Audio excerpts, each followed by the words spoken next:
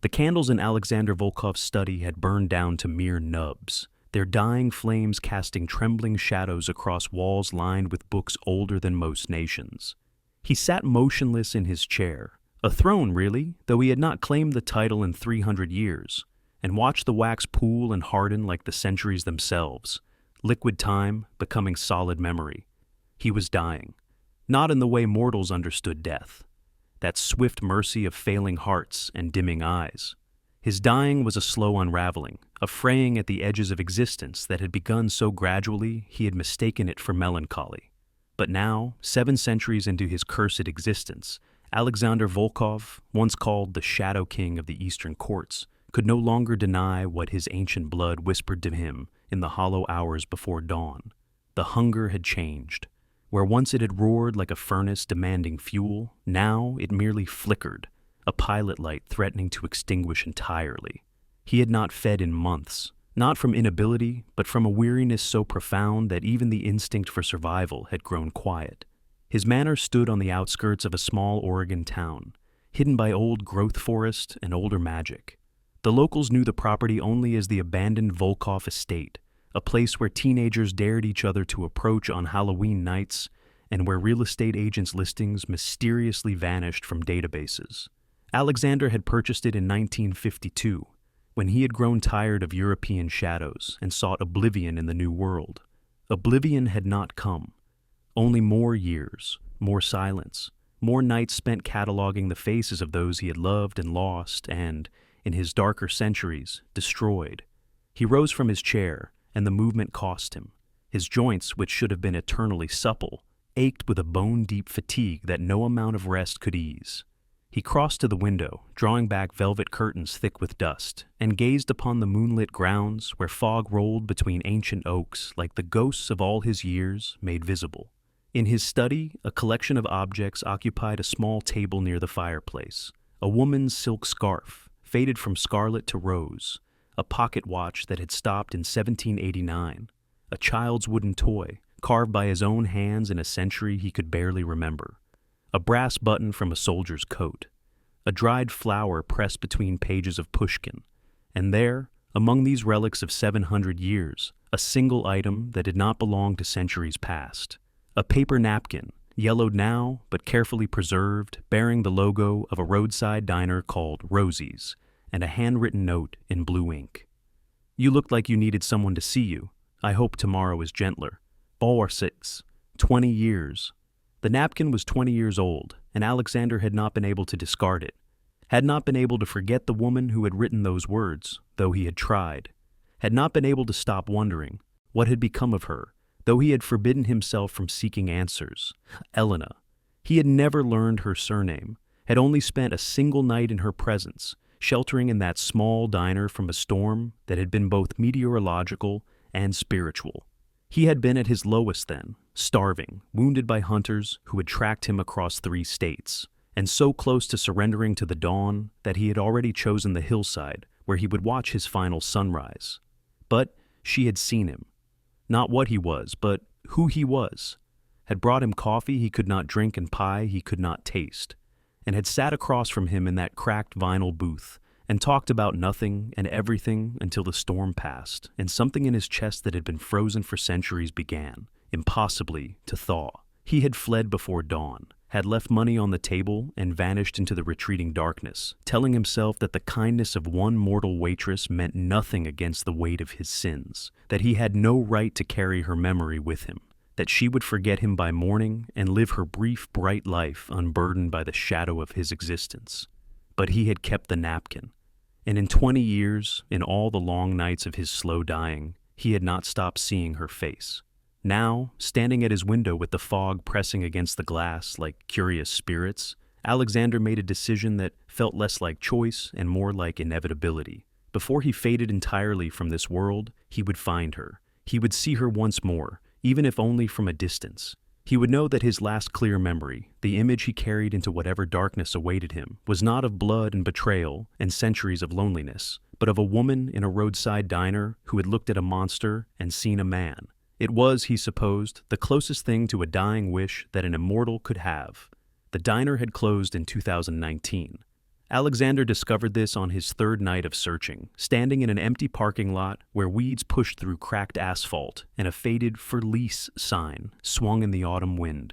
The building itself remained, its windows dark and dusty, the neon roses sign that had once glowed pink and welcoming, now colorless and dead. He pressed his hand against the cold glass of the door and closed his eyes. 20 years ago, this threshold had been warm with light and the smell of coffee and the quiet courage of a woman who spoke to strangers as if they mattered. The town had changed. Strip malls had replaced farmland. The 2-lane highway had been widened into a 4-lane thoroughfare. Progress, mortals called it. To Alexander, who had watched civilizations rise and crumble, it was simply time doing what time did, erasing, overwriting, moving relentlessly forward. But Elena had existed here once, had worn an apron and comfortable shoes, and had looked at him with eyes that held no fear, only an unexpected and devastating kindness. He began his search methodically, as only someone with centuries of patience could. County records, old phone directories preserved in library archives, the fading memories of longtime residents who remembered Rosie's diner and the young woman who had worked there. Elena? The elderly woman at the Historical Society tilted her head, thinking. Brown hair, worked nights, I think I remember her. Sweet girl, kept to herself mostly. Her mother was sick, I believe. That's why she worked so much. Do you know what became of her? Oh, honey, that was so long ago. People move on. This town doesn't hold folks the way it used to. But Alexander did not give up. He could not. The dying thing inside him, the last ember of whatever force had kept him walking through centuries, demanded this final pilgrimage. He hired investigators, discreetly, through layers of intermediaries, and spent his waning strength following threads that led nowhere, everywhere, through the tangled web of one mortal woman's 20 years. She had married, divorced, worked as a hospice aide for 12 years. A detail that made Alexander pause, something tightening in his chest that he could not name. She had moved to Portland, then to a smaller town in the Columbia River Gorge, then back to this area just 5 years ago. She lived now in a small house at the edge of town, not 3 miles from where Rosie's diner had once stood. As if even in all her wandering, she had been drawn back to the place where she had once offered kindness to a stranger in the dark. The first night he found her house, Alexander did not approach. He stood in the shadows of a maple tree whose leaves had turned to fire with autumn, and he watched the lights in her windows, and he felt something he had not experienced in so long that he had forgotten its name. Hope, small and fragile and foolish, but hope nonetheless. She was older now, of course. He caught a glimpse of her through the kitchen window, her brown hair streaked with silver, her face carrying the gentle lines that time gifted to those who smiled often and worried much. She moved through her small kitchen with an economy of motion that spoke of someone comfortable in their solitude, and she was beautiful, not in the way that immortals measured beauty, that cold perfection of marble and moonlight, beautiful in the way of worn things, treasured things, things that had been held and used and loved. He returned the next night, and the next, standing in shadows, watching her live her quiet life, knowing he should leave, and finding himself incapable of walking away. On the 5th night, she spoke. I know you're out there. Alexander froze. She had come onto her small porch, wrapped in a cardigan against the October chill, and she was looking directly at the shadows where he stood. Not with fear, he would have sensed that, would have smelled the sharp copper of it in her blood. She looked at him the way she had looked at him 20 years ago, with patience, with openness, with the peculiar courage of someone who had learned long ago that the things hiding in darkness were often simply lonely. You've been watching my house for almost a week, she continued. If you meant me harm, I think you would have acted by now. So either you're working up the courage to knock on my door, or you're trying to decide if whatever you came here for is worth the trouble. She pulled her cardigan tighter. It's cold out there. Why don't you come inside and we can talk about it like civilized people? He should have fled. Every instinct honed by 7 centuries of survival screamed at him to disappear into the darkness from which he had come. But his dying heart, that fading ember, flickered toward her warmth like a moth toward flame. He stepped out of the shadows. She watched him approach, and he saw the moment recognition flickered across her face. Not recognition of what he was. She could not know that, not yet. But recognition of something else. something she had carried, perhaps, the same way he had carried her. "The diner," she said softly. "You're the man from the diner, that night with the storm. You remember. I remember everyone I've ever been kind to." She tilted her head, studying him in the porch light. "You haven't aged a day." "No, that's not normal." "No." She was silent for a long moment, and Alexander waited for the fear to come, for her to step back, to reach for a phone, to do any of the things that mortals did when confronted with the impossible. Instead, Elena opened her door wider. "Well," she said, "I suppose you'd better come in and explain." Her home was small and cluttered with the evidence of a life fully lived. Books everywhere, paperbacks mostly, their spines cracked from repeated reading, plants on every windowsill, thriving under her care, photographs on the walls and shelves, though Alexander noticed that most of them showed landscapes and friends rather than family. She made tea, moving through her kitchen with practiced ease, and she did not speak while the kettle heated. Alexander sat at her small table, his hands folded before him, feeling like a creature from another world, which he supposed he was.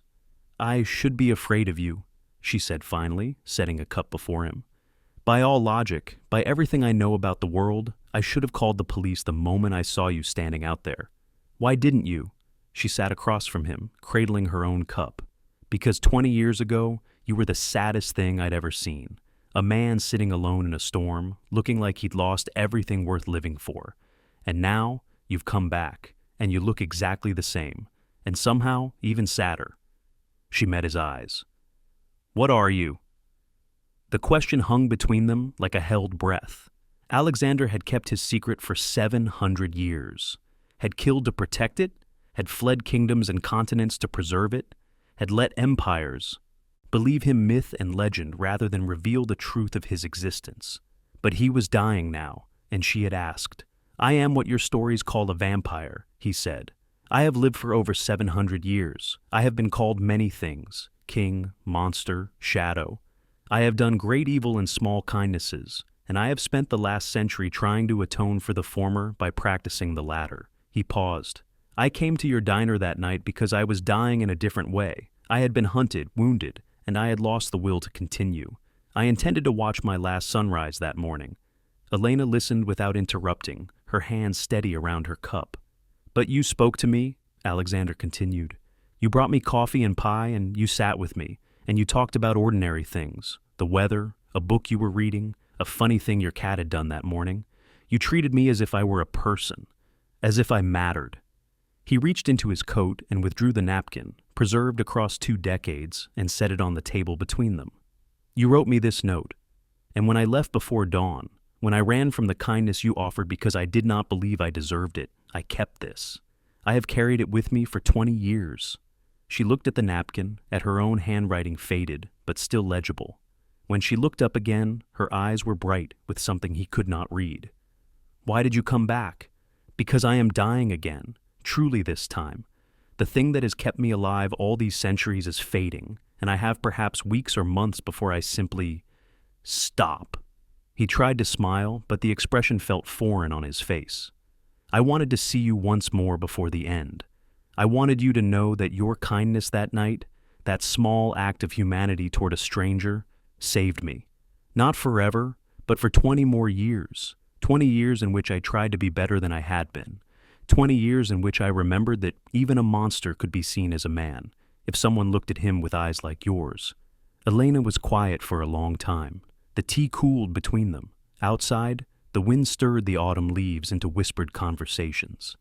"I've spent my whole life trying to see people," she said finally. "Really see them. Not what they show the world, but what they carry underneath. I became a hospice aide because I wanted to be there for people in their darkest moments, the way no one was there for my mother when she was dying." She reached across the table and laid her hand over his. Her touch was warm, so warm against his cold skin. "I'm glad I saw you that night, and I'm glad you came back." In the nights that followed, Alexander told Elena his story. Not all of it. 700 years could not be contained in any number of conversations, but the parts that mattered. The parts that had shaped him into the creature who sat now in her small living room, wrapped in blankets she had insisted upon despite his assurances that he did not feel cold the way she did. He told her of his making, a young prince in medieval Russia, ambitious and proud, who had sought power from a being older and darker than any human legend, who had gotten what he wished for and lost everything he had not known to value. He told her of his centuries as a king among his kind, ruling a court of shadows in the mountains of Eastern Europe, where vampires gathered to play their endless games of politics and predation. How he had been cruel in those years, believing cruelty was the nature of his kind. How he had fed without mercy, taken without asking, destroyed without regret. He told her of Magdalena, the human woman he had loved in 1743, a scholar's daughter who had stumbled upon his court while researching folklore for her father's book. How she had looked at him not with fear, but with fascination, and how he had kept her, first as a curiosity, then as something more precious. "I loved her," he said, the words rough with a grief that 3 centuries had not dulled. Or, "I believed I did, but I was still a monster then, still convinced that love meant possession. When she asked to leave, when she begged to return to her human life, I refused. I kept her in my castle for 3 years, giving her every luxury, denying her only freedom." His voice broke. "She walked into the sun rather than spend another day as my prisoner." Elena listened. She did not flinch, did not pull away, did not offer empty comfort. She simply listened, her hand holding his, her presence a steady anchor in the storm of his memories. He told her of the century that followed Magdalena's death, how he had descended into a darkness even his fellow vampires found frightening, how he had killed without purpose, fed without hunger, destroyed villages, and ended bloodlines in his grief and rage. "I was trying to prove that she was right to die rather than stay with me," he said, "that I was the monster she must have believed me to be, that her death was justified because I was exactly as terrible as her final act proclaimed." He told her of the turning point, a child in a village he had been terrorizing, a little girl who had wandered from her hiding place, who had looked up at the blood-soaked demon in her doorway, and who had offered him a piece of bread. "She thought I was hungry," Alexander whispered. "She saw a monster covered in the blood of her neighbors, and she thought I must be hungry to do such terrible things. So she offered me bread." He had fled that village, had not killed another human being in the 250 years since, had abandoned his throne, his court, his kind, and had wandered the world seeking something he could not name. Penance, perhaps, or simply the chance to be seen, even once as something other than what he had been. "I have done terrible things," he said to Elena, "things that cannot be forgiven, cannot be atoned for. I tell you this not to seek absolution. I know there is none for me, but because you deserve to know the truth of what sits in your living room, what holds your hand." Elena was silent for a long moment. Then she squeezed his fingers, her grip firm and warm. 20 years ago," she said, "I was working double shifts at that diner because my mother's medical bills were drowning us. I was exhausted and scared and convinced that the world was just a series of people hurting each other until they died."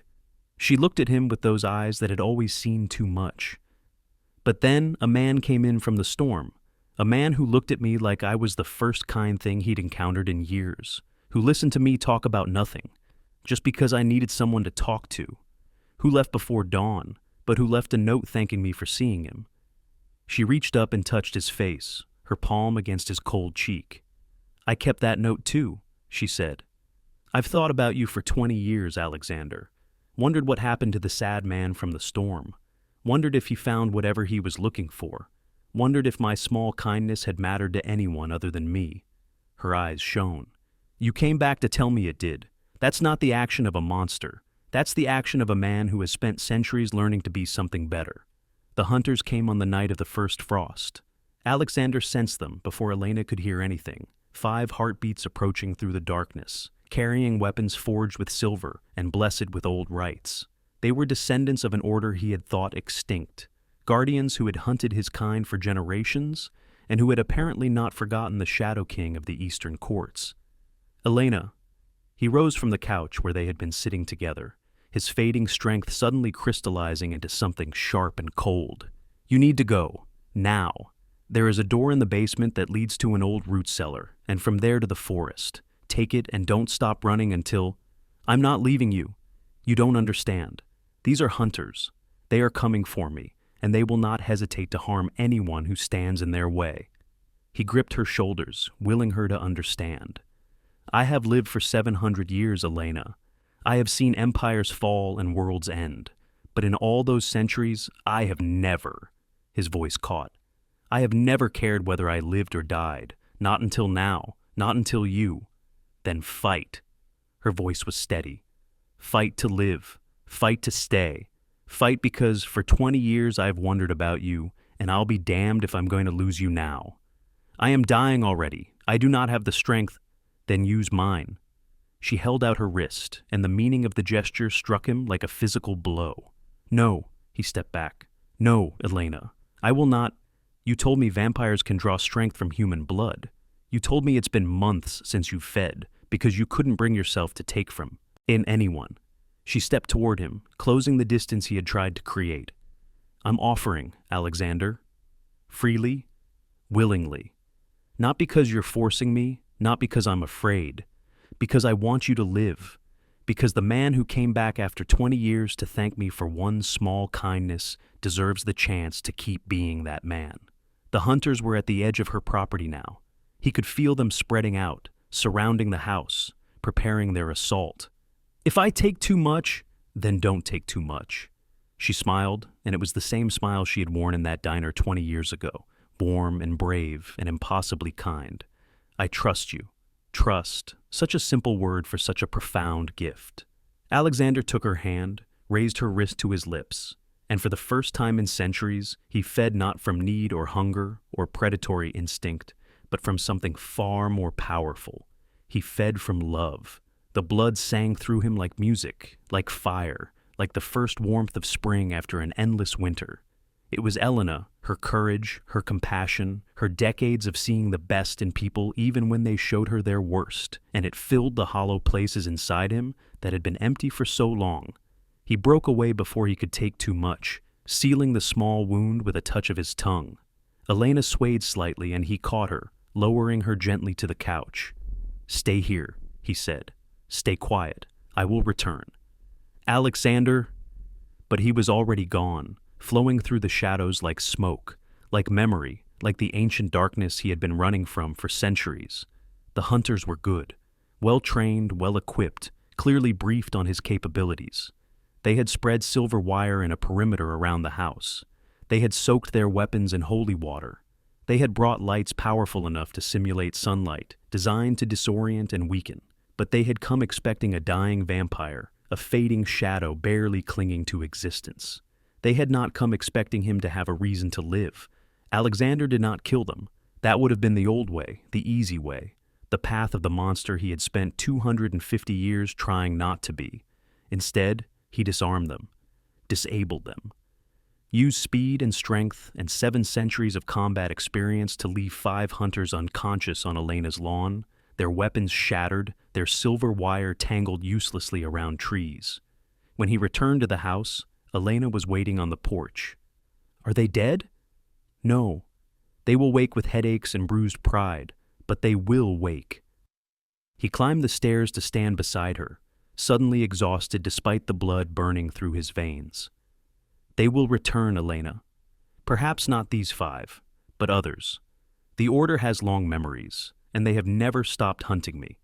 Then we'll deal with them when they come. We? He looked at her, this mortal woman who had seen him at his lowest and his most terrible, and had, somehow, inexplicably chosen to stand beside him anyway. Elena, you cannot. This is not your fight. Yes, it is. She took his hand, lacing her fingers through his. 20 years ago, you needed someone to see you. Now I need you to see me. I'm not a damsel, Alexander. I'm not a hostage or a prize or a sacrifice. I'm a woman who has spent her entire life caring for people in their darkest moments, and I'm choosing to care for you now. She met his eyes with that steady gaze that had unraveled him from the beginning. You said you were dying, that the thing keeping you alive was fading, but maybe it wasn't fading because you were meant to end. Maybe it was fading because you were meant to find something new to live for. Something new to live for. Was it possible? After 7 centuries of loneliness and guilt and slow surrender, Was it possible that this woman, this impossibly brave, impossibly kind mortal woman, could be the anchor that kept him in the world? "I am not a good man," he said softly. "I have done terrible things. I have been terrible things." "I know." She squeezed his hand. "And I'm not asking you to be good. I'm asking you to be here, to be present, to keep trying, like you've been trying for the last 250 years. She smiled. "That's all any of us can do, isn't it? Keep trying to be better than we were yesterday." The dawn was coming. Alexander could feel it in his bones, the first faint lightening of the eastern sky. Normally he would retreat to the safety of darkness, would seal himself away from the burning light that was death to his kind. But Elena's blood still sang in his veins, and her hand was warm in his. And for the first time in 700 years, he did not want to hide from the sunrise. "Will you watch it with me?" he asked. "The dawn?" "Are you sure?" "No." He smiled, and it felt strange on his face, strange but right. "I am not sure of anything anymore, but I think I would like to see one more sunrise, and I would like to see it with you." They sat together on her porch steps, wrapped in the same blanket, watching the sky bloom from black to purple to rose. Elena leaned her head against his shoulder, and Alexander breathed in the scent of her, coffee and lavender, and the simple, irreplaceable warmth of a living heart. The first light touched his skin, and he waited for the burning, for the agony, for the destruction that had been promised to him for 7 centuries. Instead, he felt warmth. Only warmth. "The blood," Elena said, wonder in her voice. "My blood? Did it? I don't know." And he didn't. He didn't know if her blood had changed him, had healed some essential damage, had given him a resistance to sunlight that he had never possessed before. He only knew that he was sitting in the dawn light beside a woman who had saved him twice, and he was not dying. He was, impossibly, living. In the weeks that followed, Alexander and Elena built something neither of them had expected: a life. It was a strange life, certainly. He could walk in daylight now, though prolonged exposure still exhausted him. He still did not age while she continued her steady march through mortal years. He still needed blood to survive, though she gave it freely, and he learned to take only what he needed, sustaining himself on her gift of trust.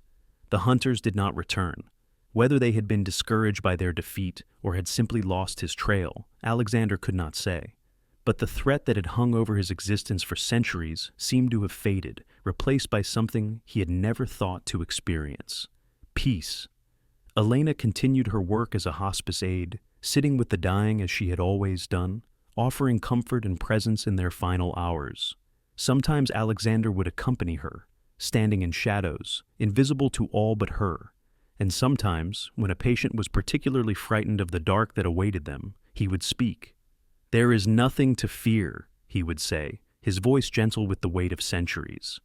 "I have touched the edge of death more times than I can count, and I can tell you this: the darkness is not cruel. It is simply rest, and whatever comes after, you will not face it alone." The patients could not see him, could only hear his voice like a whisper from somewhere beyond the veil. But his words seemed to bring them comfort, and Elena would squeeze his hand in the shadows and smile. 1 year after the first dawn they had watched together, Alexander stood in Elena's garden at twilight, looking up at the first stars appearing in the darkening sky. She came to stand beside him, and he noticed, as he noticed everything about her now, that there were new lines around her eyes, new silver in her hair, new evidence of the years that were stealing her away from him one day at a time. "You're worrying again," she said. "I am always worrying. It is the privilege of the ancient. You're worrying about losing me." He did not deny it. After a year of honesty between them, denial seemed pointless. "I have watched everyone I have ever loved die," he said. "It is the curse of immortality. We are doomed to stand at the shores of eternity while the people we care for are swept away by the river of time." He turned to look at her, this woman who had changed everything simply by seeing him as something more than monster. "I could offer you my blood, make you what I am, stop the river from taking you. I know. But you will not accept." "No." She reached up to touch his face, her palm warm against his cheek. "Alexander, I have spent my life sitting with the dying. I have held their hands as they let go. I have learned that death is not the enemy. It's the deadline that gives life meaning." She smiled. "If I live forever, I would eventually become what you were before that little girl offered you bread, numb, hollow, so far removed from humanity that I couldn't remember why it mattered. But his voice broke.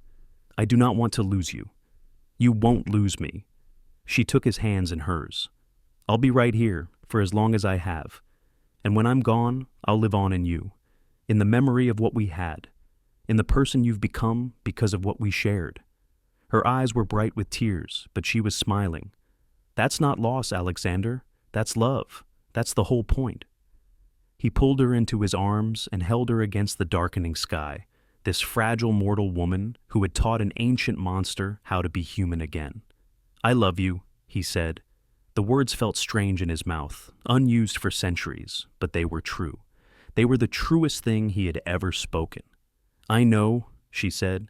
I've known since you came back after 20 years, carrying my napkin like a holy relic. She laughed softly. I love you too, you ridiculous ancient man. The years passed, as years do. Elena aged while Alexander remained unchanged, but they built a life together nonetheless. She introduced him to her friends as a visiting scholar with an eccentric aversion to daytime, and if her friends suspected something stranger, they were kind enough not to say so. He continued his quiet work of atonement, helping where he could, haunting hospitals and nursing homes to offer comfort to the dying.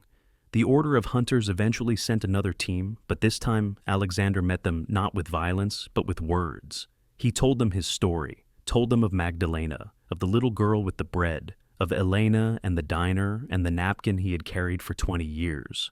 He told them that he was not the monster their records described, or rather that he was trying not to be, and that destroying him now would only prove that redemption was impossible.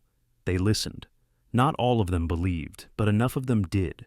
A fragile truce was established. The Shadow King of the Eastern Courts became something he had never expected to be, an ally in the ancient war between vampire and hunter, a bridge between worlds that had always been enemies.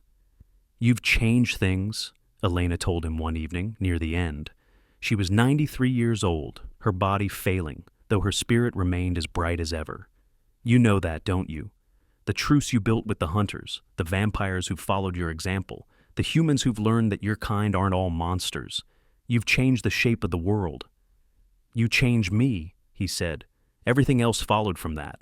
She smiled, and he saw in her aged face the same warmth that had greeted him in a roadside diner so many years ago. We changed each other. That's what love does. Elena died on a morning in late October, with the autumn leaves falling outside her window and Alexander holding her hand. It was peaceful as deaths went, the gentle release of someone who had lived fully and loved well, slipping from one kind of sleep into another. He sat with her body until the sun was high, not hiding from the light that no longer burned him. Then he made the calls that needed to be made, spoke the words that needed to be spoken, and watched as the mortals came to do their work of preparing the dead. That night, alone in the house that still smelled of her, Alexander found the napkin. It was where she had kept it for the past 25 years, in a small box on her nightstand, alongside her mother's ring, and a photograph of a diner that no longer existed. He held the yellowed paper in his hands and read the words again, though he knew them by heart. You look like you needed someone to see you. I hope tomorrow is gentler. Tomorrow had been gentler. All her tomorrows had been gentler, because of what she had offered him that night. A cup of coffee he could not drink, a slice of pie he could not taste, and a moment of simple human kindness that had saved his life. He could feel the dying thing inside him again, the fading ember that had driven him to seek her out so many years ago. But it felt different now, not empty, but full, not despairing, but grateful, as if the flame had been transformed into something else entirely, something that would burn in him forever, as long as he remembered her, and he would remember her. Always. Through all the centuries still to come, through whatever adventures and tragedies and small kindnesses awaited him, he would carry her with him, not as a burden, but as a gift, as proof that even the most monstrous among us could be seen, could be loved, could be changed. Alexander Volkov, the Shadow King of the Eastern Courts, 700 years old and no longer dying, walked out into the autumn night. The stars were bright above him, the same stars that had witnessed his birth and his making and all the terrible and beautiful things he had done in between. But they seemed different now, warmer somehow, kinder. Elena had always said that the darkness was not cruel. It was simply rest. And whatever came after, you did not face it alone. He walked into the darkness, carrying her memory like a flame. And he was not alone. He would never be alone again. In a small town in Oregon, there is a house at the edge of the forest where an old woman once lived. The locals say it belongs to a historian now, a pale man with old eyes who tends the garden and leaves flowers on a grave in the nearby cemetery. They say he walks at night sometimes, through the woods and the empty parking lots and the places where diners used to stand. They say he stops sometimes at a certain spot on the highway, where a building has long since been demolished and stands in the darkness as if waiting for something, or remembering something, or holding vigil for someone who can no longer stand there themselves. The teenagers dare each other to approach him, but no one ever does. Not because they're afraid, though they are, a little, but because there's something about the way he stands there that feels sacred, private, like a prayer offered to the night itself. If you asked him what he was doing, he would probably tell you he was remembering that once, a very long time ago, a woman in this place had looked at a monster and seen a man, that she had offered him kindness when he had forgotten such things existed, that she had saved his life with a cup of coffee and a napkin and a few words written in blue ink. And if you listened very carefully on quiet autumn nights when the fog rolls in from the river and the stars seem close enough to touch, you might hear him whisper something into the darkness. Thank you for seeing me. I hope your tomorrow is gentle. I will carry you forever. And somewhere, in whatever place kind souls go when their work is done, a woman with silver hair and warm eyes would hear him, and she would smile, and the darkness would not be cruel at all.